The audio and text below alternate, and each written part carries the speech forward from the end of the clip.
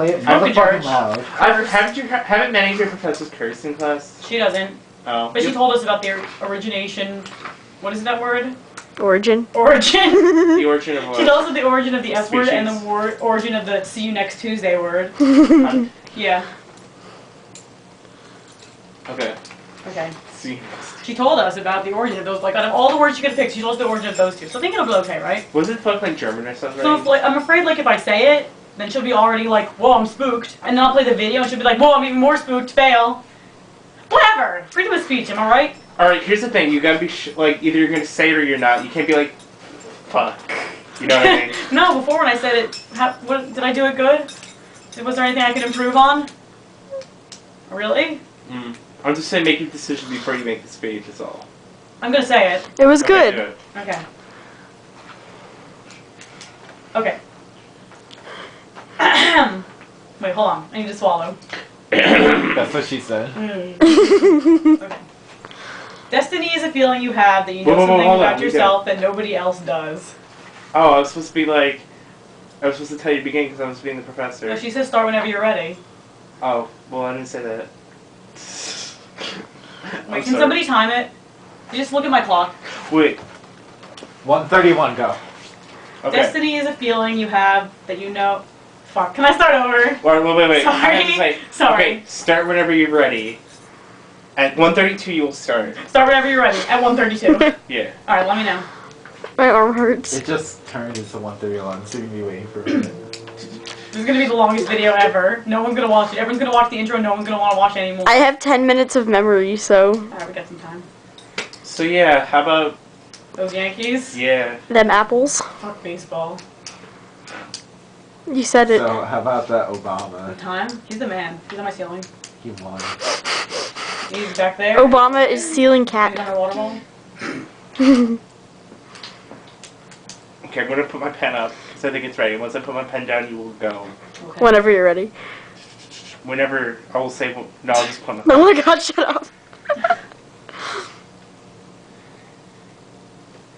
Go.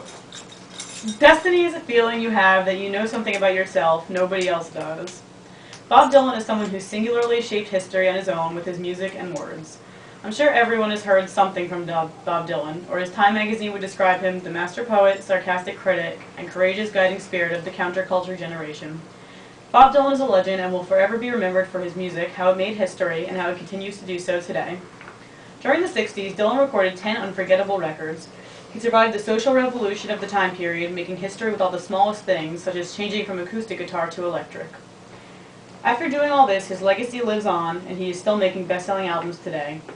All this talk about equality, the only thing people have in common is that they're all going to die. Robert Allen Zimmerman was born on May 24, 1941 in Duluth, Minnesota. All his life, he was hooked on singing and songwriting. Once he went to college in 1961, he immediately dropped out to move to New York in hopes of performing. Within the 60s, a mere 10 years, Bob Dylan recorded 10 albums. His debut album, Bob Dylan, was released only a year after he moved to New York, but it only sold 5,000 copies. The musical styles on this record were folk, blues, and gospel. In 1963, the freewheelin' Bob Dylan was released, and it contained many protest songs. One was Oxford Town, which was about James Meredith, the first black student to enroll at the University of Mississippi. Another one was Blowin' in the Wind, one of the most well-known anti-war songs from the Vietnam era. In 1964, Dylan released 2 albums. One was The Times They Are Changin', which was released in January. It was very cynical and had real-life stories.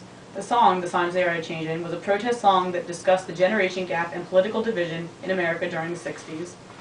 Another big song on the album is The Lonesome Death of Hattie Carroll, which is about the death of a black barmaid who was killed by William Zanzinger, a young, rich white man.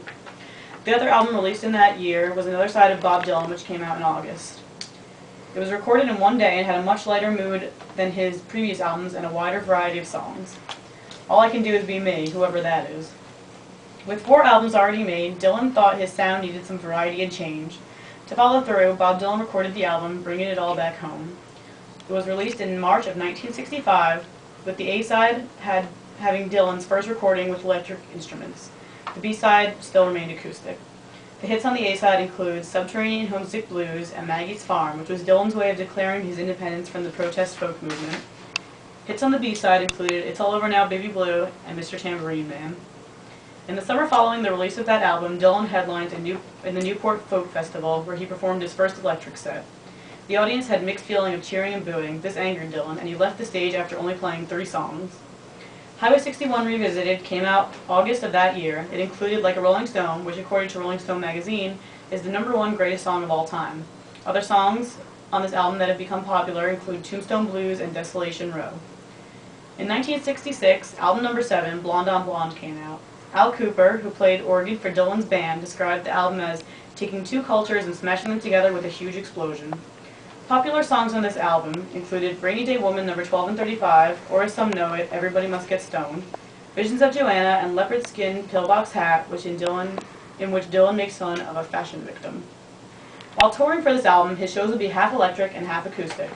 In May, at a show in the UK, Dylan was about to play his regular electric set when a fan yelled, "Judas!" Dylan responded by saying, "I don't believe you. You're a liar." He proceeds to tell his band to play it fucking loud, and they play Like a Rolling Stone as planned. Judas refers to Judas Iscariot, the apostle of Jesus who betrayed him. This is comparable to Dylan switching from acoustic to electric, and many fans felt betrayed by his new style. Here's the clip.